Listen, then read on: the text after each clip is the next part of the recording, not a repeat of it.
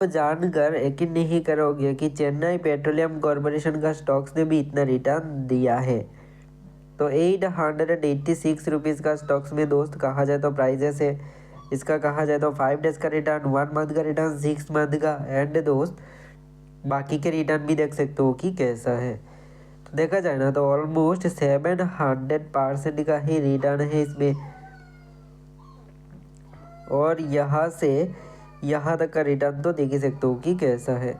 तो ऑलमोस्ट कहा जाए तो 400% का ही रिटर्न है, और यहाँ से यहाँ तक का रिटर्न भी देखा जाए तो ऑलमोस्ट 50, यहाँ पर कहा जाए तो 6% का ही रिटर्न है इसमें। देन यहाँ पर भी कहा जाए तो 13,000 करोड़ का ही मार्केट साइज है दोस्त चेन्नई पेट्रोलियम कॉरपोरेशन का स्टॉक्स में। जो देखा जाए तो 11 रुपीज़ का ही कहा जाए तो पी रेशियो भी दिखने को मिल रहा है।